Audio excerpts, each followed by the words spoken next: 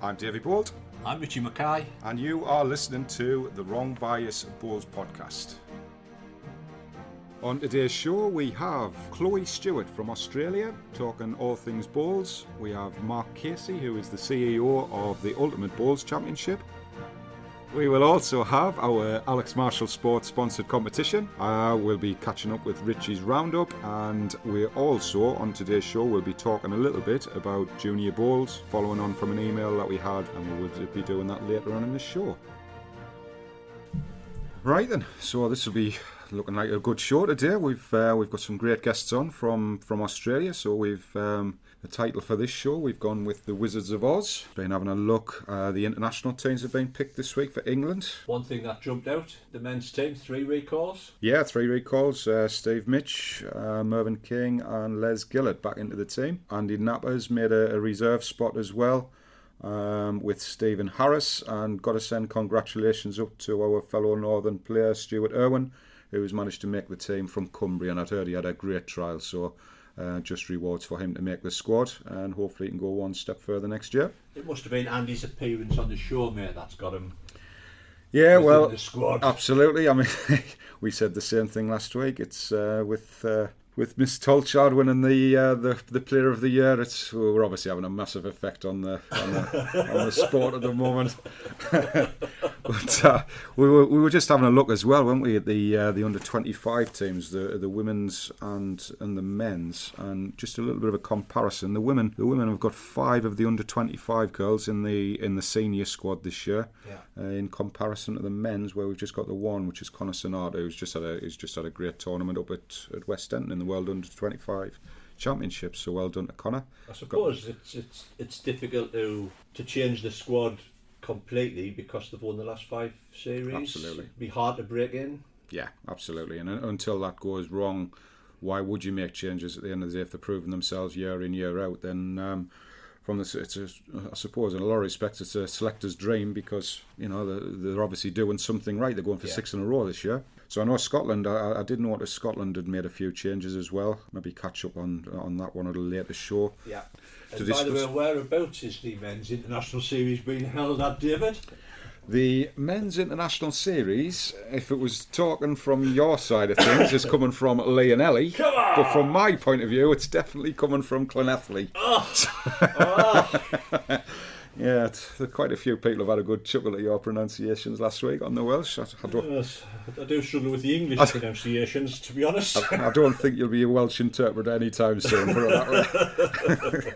But yeah, so congratulations to everybody who's been selected on our team. A little bit of a shout out here for the 3 Hartlepool girls from up here as well. Devon Cooper, who's our adopted Northerner now, Danielle Martinson and Lauren Mosley, who've made the senior team. Congratulations to them. And a couple of recalls. We've got Amy Walters has gone back in, and my friend and colleague from the Bulls Development Alliance, Annalisa Dunham, is back in the team as well. So congratulations to them too. Great stuff. I had a pop over to the West Denton to watch a couple of nights of the under 25s. I was really impressed with it. Set up was well. The club got a good few through the door. There was a little bit of an atmosphere there, and it all went well, mate. It's fantastic. I had to send my apologies. I was gutted I couldn't get up there, but I've just had a really, really hectic week with work, and I've played nationals every night this week as well. So fortunately I was unable to get there, but the response has been extremely positive from the people who I've seen and talked to about it, and I think West Denton's done themselves absolute credit for the way the tournament was held. I think they were the first to admit there was a couple of little teething problems, but you only learn from them, and they've certainly put themselves in the hat for future tournaments, which is great to see. And a big shout out to the actual West Denton members who were there from 8:30 in the morning till 10 o'clock at night, cleaning the green, hoovering the green at night. Great effort from them, and I hope they get rewarded with something else down the line. And great stuff. Well done to them. Absolutely. Tournament wouldn't run without them. No, that's quite right, mate. And I hope the young girl from Pakistan who had a real steep learning curve at West Denton takes it on the chin and carries on playing, because it was good to see the country into the game, but it was a very steep learning curve for her. Yeah, and as we talked about, away from the show, I look at it.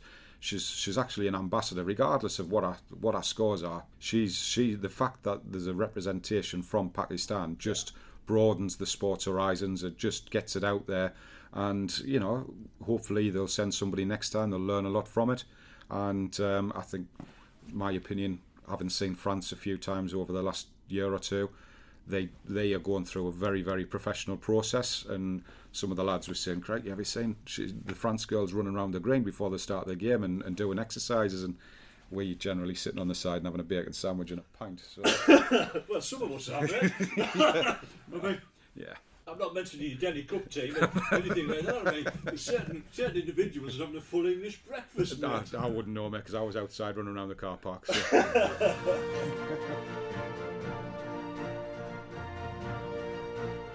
And now we catch up with Australia's Mark Casey. Yeah, David. Hiya, Mark. How you doing? Yeah, good, mate. Yourself? Not too bad at all, thanks, mate. Not too bad. Thanks for coming on the show. Mate, sorry about the time difference. Oh, no problem at all. I knew it would always be a little bit tricky to get hold of you at the right time, so that's not a problem, Mark. I appreciate you coming on the show. How's things over there? Yeah, good. Yeah, excellent. I go to Melbourne first thing in the morning, so for our next event it starts on Thursday. Yeah, busy time. Fantastic. And that leads us straight in, actually, Mark. The CEO of the Ultimate Bowls Championship, who a lot of people will have seen on Facebook over here with the live streaming, which, from what we're seeing over here, just seems like a phenomenal tournament, and it's something new, something different. What has been basically your involvement from day one in this Ultimate Bowls Championship, Mark? Yeah, so it came about 18 months ago. A good friend of mine from New Zealand, Mike Carroll, come to me with an idea of maybe designing up a bowls competition which is completely different than what's out there at the moment. So a lot of thought went into it, and we decided to give it a crack. And so I'm obviously heavily involved with the team ownership side of things. So to get the number of teams we've got 24 teams in the first year. So that was obviously a big challenge, and went a long way to making sure that the event's success is what it is. And just to give us over here just a little bit of an understanding, do you want to just give us a brief outline about what is different about the Ultimate Bowls Championship, and a bit of an understanding on the point system as well, which I think was one of the things that you've looked at to make it a little bit different?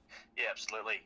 We put a lot of work into making sure that we've got a format that is really easy to watch and excitable for new people to the sport. We've made a strong focus in developing bowls, not only in Australia but worldwide, and to get new people through to bowls clubs, and that was an important focus of ours. So our scoring system, every single bowl that gets put down has the ability to score points, which is obviously, as you know, quite different than the traditional game. So touches score 3 points, and it's a pairs game, but the leader has a chance to score points as well. So if he's holding shot or she's holding shot on the crossover, immediately points go onto their team. So it's high scoring.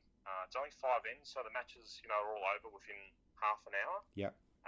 Again, that was a focus of ours, trying to get that encourage new people to get interested into our great sport. So far it's been so good, and the team owners have been really embraced it, and the players have loved playing in a different format, and obviously there's big prize money out for grabs as well. So they're really looking forward to it, and we're just around the corner from our third event. So it's been great. So obviously we've seen there's a draft system for that, Mark. Just give us an idea of how that draft system works. We know, I've heard similar things in is it baseball and American football, that type of thing, and maybe a little bit similar to our transfer system in football over here. Just give us an idea how that works, Mark. Yeah, definitely.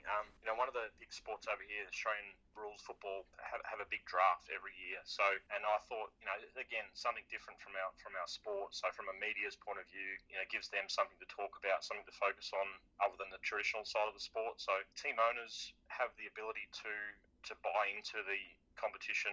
There's 4 different options. So in 2020 they can take the option of drafting 3 players, or they can go to the extreme and then they can pre-select 3 players. So if they're worried about risking missing out on a particular player or particular players that they want in their team, they can pre-select them, but that comes at a higher premium. But the most common out of all the team ownership is probably pre-selecting 1 player, so it gives them that guaranteed star player. Yeah. As such, and then they go to the draft, and and depends on where they come out in the draft. Like, we've got a lottery machine, so they might come out first, they might come out last. So again, that's just another exciting event that we live stream, and just to build that interest, which so far in in 2019 has been great. It's great stuff, and yeah, it does give something extra. It's not just a case of just turning up and playing a bowls competition. I think, you know, for a competition like yours, I think that big build-up just gives it that little bit extra as well. So that's one thing we've certainly seen, and what's nice to see over there at the moment is our friend of the show and sponsor, Alex Marshall. In my opinion, you know, one of the greatest, if not the greatest bowler that's been on a bowling green, and he's over there, and he seems to have gone down a storm over in Australia. Absolutely, he's one of our big draw cards. Obviously, as you say, I think he is the greatest player of all time, and to have Alex, you know, part of the event is a huge honour for us. But he generates, you know, massive interest from a media's point of view, but also spectators. Gives us Australians an opportunity to watch the man in action. And again, like Alex has really enjoyed playing the two events so far, and you know, he loves coming out to Australia. He loves the BPL competition as well, and yeah, so he's really looking forward to this last one at his home. He's playing for the Moamas club, so that's the host venue for our last event. So I'm sure he'll be looking forward to doing well there. Fantastic, yeah. I've spoken to Alex on a few occasions, and he absolutely loves it out there, and I know he'd love to see a similar sort of thing over in this country as well. But it's great to see Alex. So, with regards to the championship, the Ultimate Bowls Championship, Mark, what's your visions for the future of taking that forward? You've said you've had 24 teams in so far, which is great. Where do you see it going in future years? Yeah, so I think you know, there's a big focus internationally at the moment. So, you know, we've got a lot of teams from Australia, but particularly in Asia, we've got a lot of interest and a lot of support from Mr. Yi from China. So he's a massive supporter of the UBC and bowls in general. So we'll work with Bowls Asia to make sure, you know, we help grow the sport there. But I think, you know, the UK market, as you touched on, it'd be fantastic to get something kicked off over there in the next year or so. Particularly, you've got, you know, some of the world's greatest players, and you know, it'd be great to see the sport just advance that little bit more than, you know. And I keep using darts as an example for our guys over here. You know, it's a really massive sport in the UK, but you know, 30 years ago, you probably wouldn't have thought that it could get to the heights it has. So it's something that we're striving for, and yeah, with the help of, you know, our group and team owners, I'm sure we'll get there. Yeah, and I know we've talked about it with regards to the UK, and I think it would be fantastic, especially for yourselves as well, and for the sport in general, to have teams from the Northern Hemisphere playing in your competition. And I'm sure it's potentially one of those things. It's a little bit of slow progress in this country, where I think people need to see things happening first and feel as if, you know, we're missing out on something big here. So maybe, you know, after your first couple of years, hopefully we can maybe look to try and get something sorted from the UK and try and get some participation. So yeah, we have talked about that, Mark, and you know, from my point of view, it's something we'd love to do. We're certainly looking down a few avenues of where we can maybe get to assist you with that. So fingers crossed for the future. But with regards to the Ultimate Bowls, Mark, I wish you the best of luck. I'm looking forward to watching some of the live streaming. So just quickly moving away from that, top class bowler yourself, retired from international bowls at a very early age, you know, with relation to the sport. Do you want to just give us an understanding as to why you made that decision, and just an understanding of obviously some of the achievements you've had in the sport have been, you know, Commonwealth Games, etc. I think it was really interesting for me as to why you actually moved away from the competitive side. Yeah, and it's a question that, you know, I get asked quite often. You know, I'm 37 now, but at the end of 2016 was my last event in the World Championships, and there's a couple of main reasons. But I've got, you know, a great family and two young kids that are at the age now where, you know, they're busy on weekends, and I was starting to miss out on spending, you know, quality time with the family, and I had to make a decision, you know, one way or the other, and it sort of fell in line with a job that came about too. I was offered the manager's role for the Commonwealth Games lawn bowls competition. Yeah. On the Gold Coast, 2018. So it sort of all fell into place that way, and you know, it was a hard decision, but definitely something that, you know, I don't regret. I got a lot out of the game as a player, but now I'm really enjoying, you know, taking a back step, and you know, we're moving to Canberra in the new year, and I'll have a couple of games with Rilla, which I'm looking forward to. So yeah, I love the sport, but I just felt it was the right time for me and and my family. So the last couple of years has been really enjoyable. Great stuff, and that's good to hear from a personal point of view as well, having done a similar thing.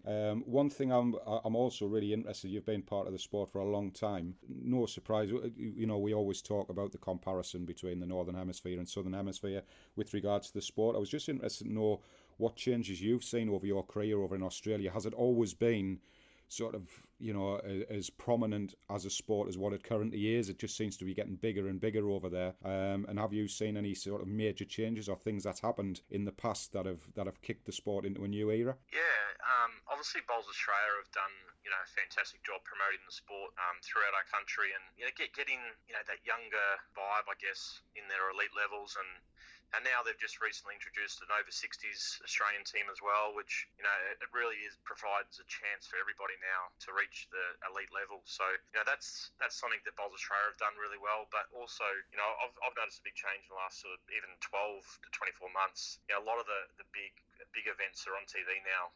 If they're not on TV, they're definitely getting live streamed, which is fantastic, and it's something that we really need to get get that perception of what our bowls, what our sport's really about. It's not, it's not just for the older people, the older generation. It's a sport that anyone can play, and that's something that, as I say, Bowls Australia have done well, and that's something that we're sort of trying to support as well. Fantastic, and that is that live stream, and it's such a it's such a great facility for us to have via Facebook or whatever means. I think the more it's seen, the better it can only be, because it does put the sport in a new light, and it does show that it's exactly what you've just said. It's not just for a particular age group. Just for the last thing, Mark, before we finish up, I've put you on the spot here to see if you can remember this. Obviously, we played against each other in a lot of years ago now. I'm not even going to go into it.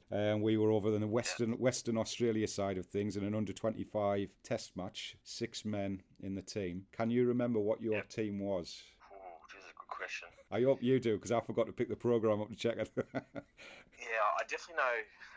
There was, I think John. I know Anthony Keepy was there. Was one. Yeah. Might have been Shane Fordham. I don't know. He's a good mate of mine. I should probably remember that one. But don't think Shane was there. No. John Bazaire. He might have been before his time as well. The Bear was there. Yep. Yeah, excellent. So that's 2 out of 5. But, well, I'm just thinking of. I do remember it was at Geraldton, I think, wasn't it? It was, yeah. The one I'm thinking of is I'm just going to give him a little bit of a shout out as well, actually, because he's just retired from the sport. Nathan Rice was part of the team. Nathan Rice.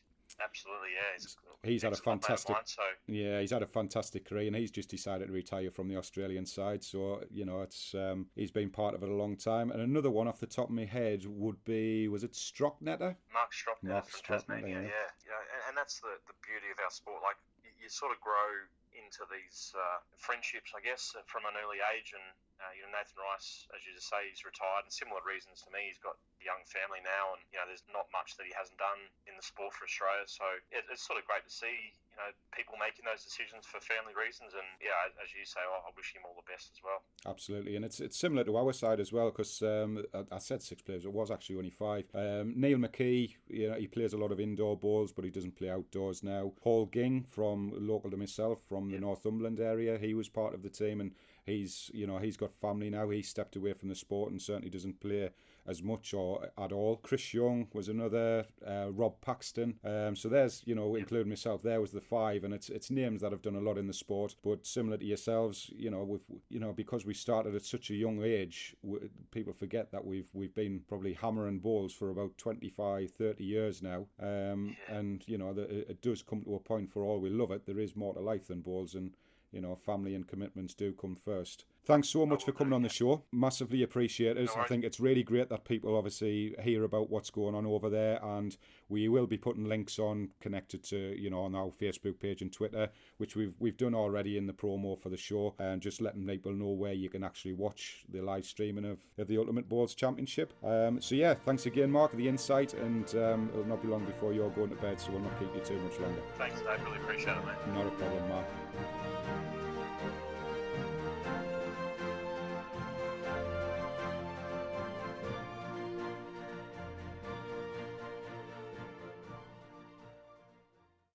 It's time for Richies Roundup. The latest Open Singles Circuit events have took place. Westallcott's event saw Dorchester's Martin Puckett beat Oxford's Scott Edwards. while the Durham event saw South Shields' Alan Lawton beat Lincoln's Billy Jackson. Puckett's win moves him up to third in the rankings and Lawton crashes in to number 18.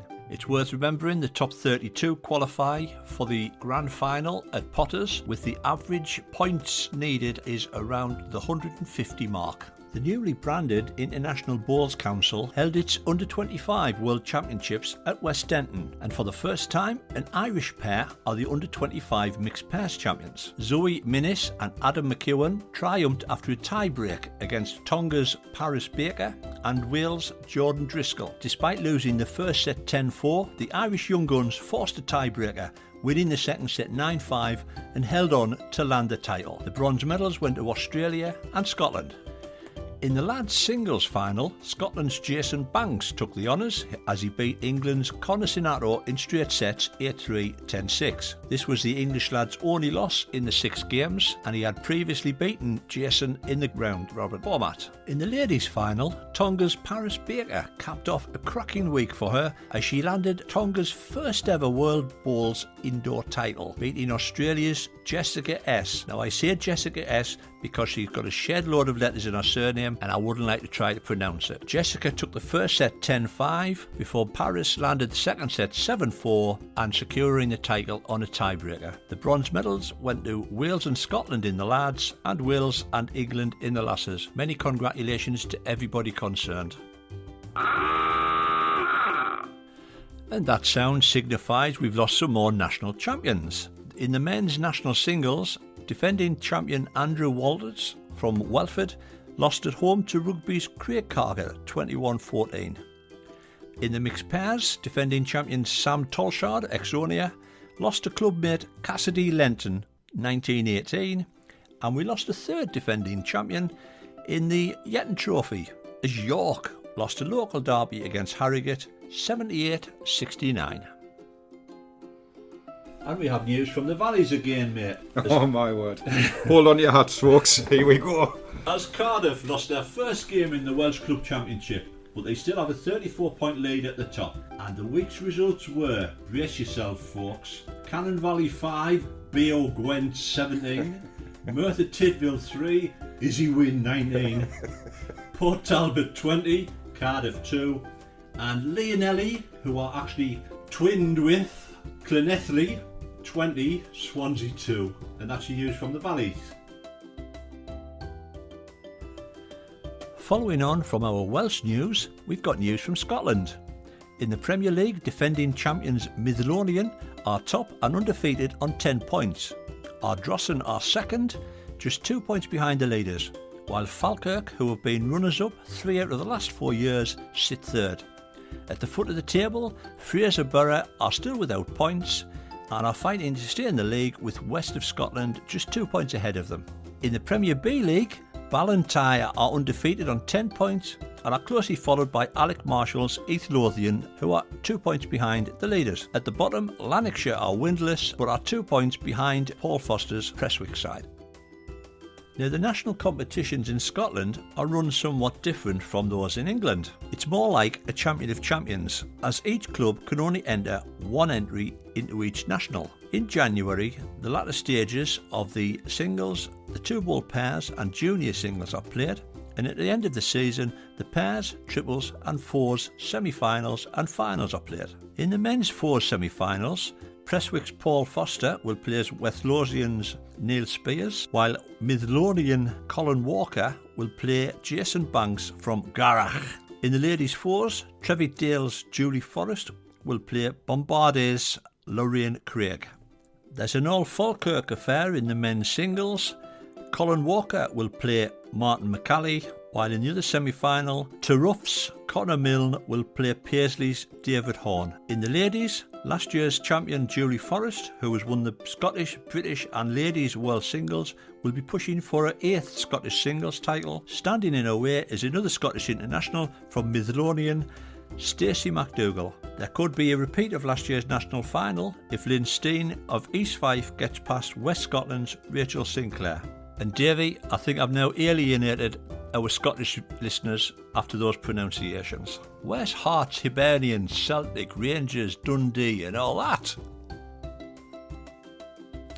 So that's England, Scotland and Wales covered. Come on, Northern Ireland, let's have it. And finally, England have announced their under-25 international teams for the men's and women's home international series. The men's series takes place up at Stanley, which will be a first for the club. Congratulations go to 6 new caps: Joseph van der Peer, John Wilson, Jamie Tyndall, Ryan Garman and Harry Ward. The women's team sees a recall for Alice Phillimore and a new cap for Jasmine Wilson, Olivia Moulton and Robin Hall. Many congratulations to all 3, and a special well done also to Hartlepool's Devon Cooper. The series takes place at Arbroath, and the last time it was held in Arbroath, England won it, and will be looking to make it 3 on the trot.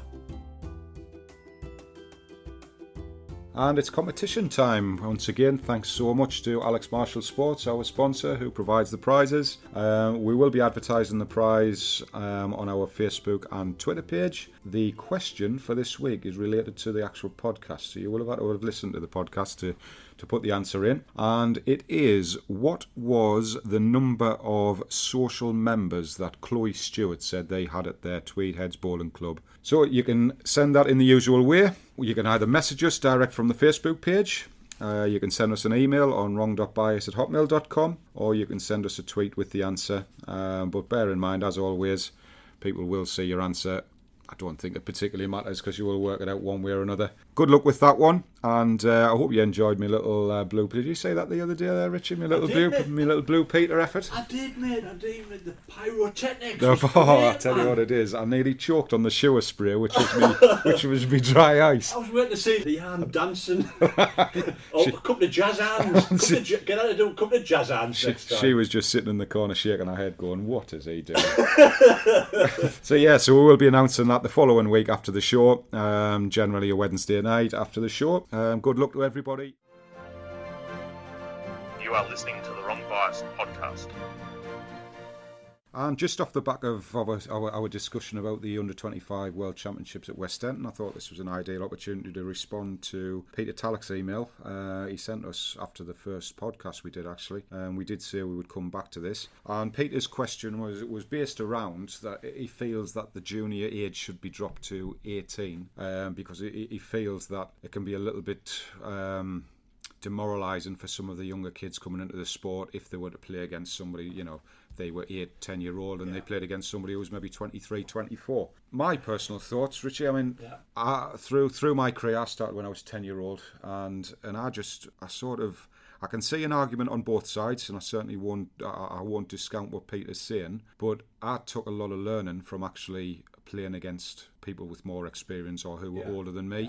And I think it all comes down to sort of the young person's mindset as to what he wants to get out of the sport. Me personally, I've always been competitive, so I didn't take defeat or not playing well or anything like that as a negative. I used that as a way of driving my performance for the next game.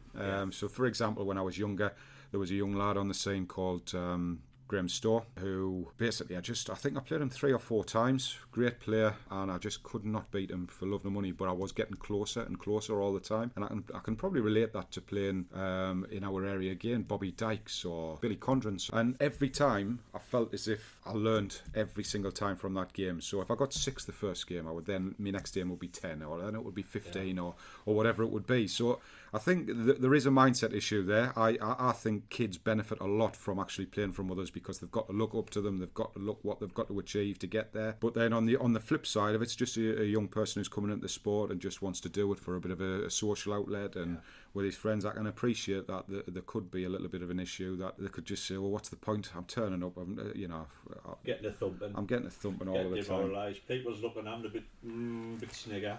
Yeah, but on the flip side of that, if they're in it for the social side of the game, then they'll probably just take that in their stride. So personally, there has been discussions about it going up to 31. I'm one of those who's sort of against that because where do you cut off being a junior? Yeah. It's like, are we going to go to 40 next because they're a junior compared to somebody who's 60? There's got to be a cut off. It used to be 31. They dropped it to 25. I think it's been really effective over the years, and we've got some information here about previous previous under-25 singles winners and under-31. There's just massive pedigree all the way through it. You know, just naming some of the names. Tony Alcock, under-31 champion. Danny Dennison, who's still playing. Mervyn King, Greg Harlow, Stuart Airy, Mark Royal. The list goes on. Nicky Brett you can chuck into there. More recently, Mark Dawes, Jamie Chesney, Sam Tolchard. So all of these lads will have gone through the same process. They'll have all come into the sport at a young age. But it just shows that if the mindset's right and you want to achieve, then it doesn't matter what age it is. You know, you can push and get to where you want to be. Do you think you benefit from having other youngsters around? Absolutely, yeah. So, like, I mean, when I started, there wasn't particularly many younger ones. I've always bowled with elderly. Well, I'm not saying elderly fellas; they're probably my age now. I think 25's a good level. If the sport was a little bit more prominent and we had more youth in the game, then I would certainly consider potentially dropping that to 18. But due to numbers, I think 25 is just about hanging on there, so that we've got a strong enough competition to be played across the country. Plus, the under-18s can enter the under-25s. Absolutely. So they can get the experience and use the experience from the under-25s in there.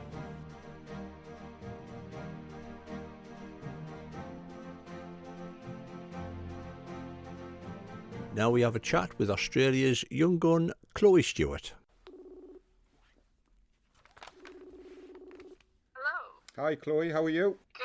How are you, Bolty? Not too bad, thank you. Not too bad. Thanks so much for coming on to the show today. It's really appreciated. That's all right. What time is it over there now, Chloe? It's 8 o'clock at night. 8 o'clock at night. I bet it's a damn sight warmer than what it is here at 10 o'clock in the morning, because it's absolutely freezing in this room where we're doing this interview. So I think I'd rather be where you are. It's a bit hot here. We've got the fan on. Nightmare. Gutted for you. I'm absolutely gutted for you. Tell you what.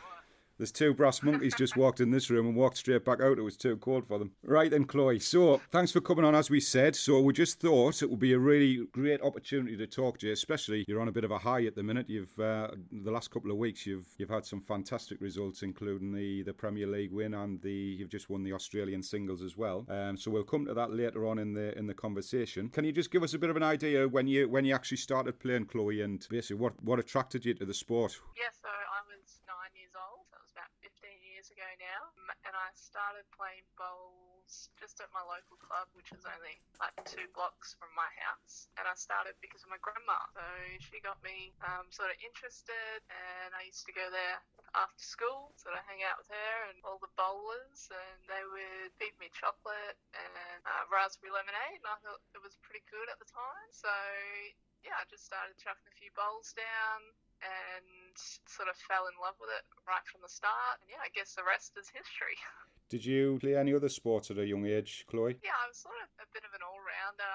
I always loved having a crack at any sort of sport, really. But I played a lot of basketball. That was probably my main sport when I was starting to play bowls. But then it sort of came the time where, bowls was starting to take up a fair bit of, the schedule. So I really had to decide which one I wanted to focus more on, and I chose bowls. It was just because they offered you chocolate and raspberry lemonade. That's what it was, really, wasn't it? Oh, that was the deal breaker right there. So, your career so far, obviously, you've been playing for 15 years, Chloe. I've had a look at your resume, which is just tremendous. The experiences in the Premier League last week? So that was my first time ever playing in the BPL. I had an opportunity to play with the Melbourne team about 4 or 5 years ago when they first introduced that, a female had to be part of the team. But because I moved to Queensland a couple of months later, the team sort of said, oh, well, you're not really Melbourne-based, so we can't have you in the team. So that was devastating at the time. Their loss. Because it was something that I really wanted to play in. So, to play with Tweed heads and, to be given that opportunity to play. And, I absolutely loved it. It's been one of the highlights for sure of the last couple of weeks. Fantastic. We, obviously in the UK, we talk to a lot of people over here who watch the coverage on Facebook, and a lot of people are in awe of just the atmosphere. Just it probably doesn't even put it in a good light watching it on the screen. I suppose being a part of it would be so much better, but for you to go in there and win it for the first time, fantastic. So with regards to your future in the career, where do you actually see yourself going, Chloe? I mean, how many caps is it you've got for Australia now? I was looking the other day. It's up in towards the 90 mark now, is that right?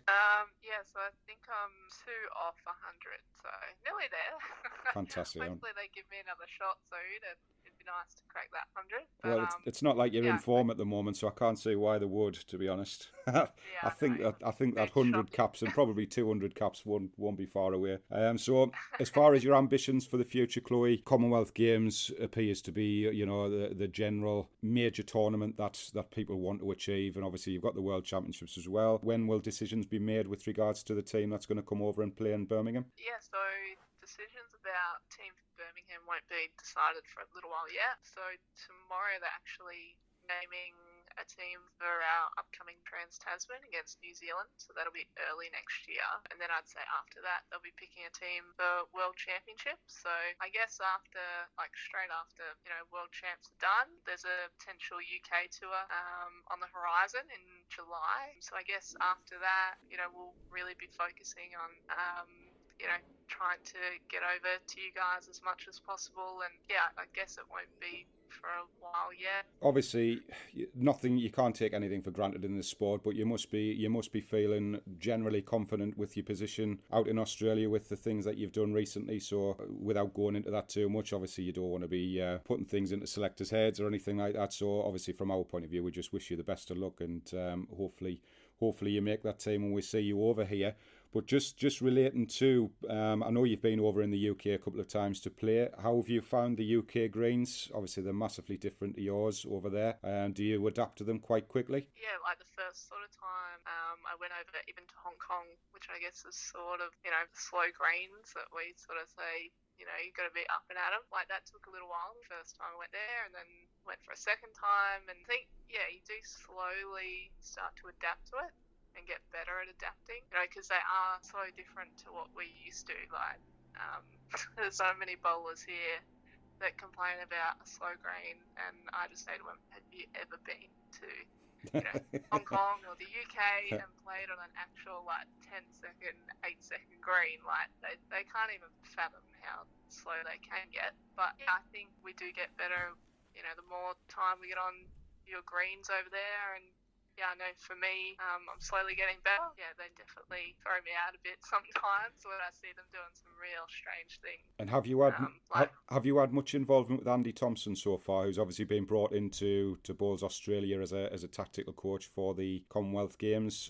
Has he had much involvement so far, and has he been a big help? Yeah, so I had a fair bit to do with Andy on the last UK tour, which was just July this year, and I thought really good, and he did provide a lot of knowledge and just a different perspective on how to play slow greens. I think, back here we've always sort of been taught to really try and, overplay it, but I think one thing that Andy did sort of teach us was, just to get out there and just try to feel it, but if it is doing funny things, not to worry about it too much. Yeah. But yeah, he's definitely given us a lot of insight as to how you guys in the UK play your greens, and yeah, I guess we're just trying to learn it as best we can, and the more time we get over on the UK, the better. Great stuff. Well, I know Richie was talking the other day, and a comment he made was, does she actually ever do anything else apart from play bowls? Because all we ever seem to see over here is you guys playing competition and playing bowls over there.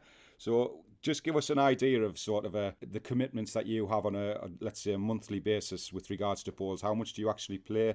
What is available competition-wise for you to get out there and get onto the greens on a regular basis? Yeah, so today was the first day of work for me this month.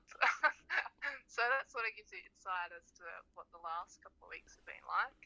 But normally, if I'm just training for an upcoming competition, I try to get on the green 3 times a week roughly, and then there might be competition on the Saturday or the Sunday. I'm very lucky back that, my job allows me to be pretty flexible with bowls and work. But yeah, I guess over here, it is difficult, for people that, try to, work around bowls, and if they are trying to get to that top level, because there's just so much on in the calendar and there's so many different commitments, it definitely can be a little bit of a struggle. And, in the past, I've been at jobs where it has been a little bit more difficult, but yeah, you just sort of work through it, I guess. Absolutely, yeah, and it's the same over here. I've just stepped away myself for that reason. It's really hard to. I think over my career, I've always sacrificed jobs for bowls, trying to work around the bowls rather than a career. So I've had to have a good look at that and change that perspective. coming on to Tweed Heads Bowling Club, that was another thing. They obviously give you a load of support. What's your position at Tweed Heads, Chloe? So I'm the assistant bowls manager to Wayne Turley in the bowls office. We've got a little office up there right next to the indoor green at Tweed. And yeah, pretty much anything bowls related we're sort of involved in. So whether that's on the website, all our social media stuff, we're always trying to keep everyone as up to date with all results and everything. Yeah, anything to do with the club itself, any club championships, all that sort of thing. We just really try to help out the bowls, and I guess that's our job. And it can only be a good thing that you obviously do what you do and get the support, because the more that you're in the limelight and the more that you're winning things can only be good promotion for the club as well, and hopefully it will attract people to come to the club. Yeah, like even the last sort of year, massive growth in members. Yeah, and I guess, the success that we've had with everyone at the club, yeah, it's definitely sort of brought a new light to Tweed Heads, I guess, because it always sort of had this feel of sort of being an older club. They always had success, but nothing like, what's happened, this year, let alone any other year. Yeah. I just think that, people are starting to sort of go, oh, Tweed Head. Like, it's not just Helensvale or Broadbeach, like there's another player, I guess. So, fantastic. Yeah, it is good to see, and I'm absolutely grateful to be at Tweed, and hopefully be going along for a pretty good ride. So just before we move on to your 7-Up questions, just give us a little bit of an idea, which will probably open a lot of people's eyes over here. Just give us an idea of your membership and the sort of the setup of your club, what the facilities are. Yeah, so at our club, we currently have about 500 members, I think, and that's just bowling members. So on top of that, we have about 20,000 just social members that come to the club, wine, dine, do whatever. So that's a massive membership base, even for a club in Australia. We've got 4 outdoor grass greens and 1 indoor complex. And there's a cafe, 2 restaurants, and there's a travel agents, etc. So it's definitely a big club in Australia, and probably one of the biggest really. But it's definitely growing in leaps and bounds, and the club's been just unbelievable with its support for bowls even. So we can't thank them enough at Tweed. Well, I'm just in the process of actually picking Richies' jaw up off the floor when you've just said that, because that, in direct comparison to the 30 members that we have at our clubs, is a little bit staggering, and we talk about it quite regular. And to actually obviously hear yourself saying it from Australia, getting it from the horse's mouth, it's like 20,000 social members as part of a bowling club is just crazy. It's just not even thinkable over here. So just to hear those figures is quite staggering, and it just shows what the status of obviously the sport is in Australia. So thanks for giving those details, Chloe. So just to finish off, Chloe, we'll do a regular part of the show where we've got 7-Up questions. So I'm just going to ask you 7 questions off the cuff. Don't think about them too much. Just give us the answers. Here we go. Favourite green? Tweed Heads.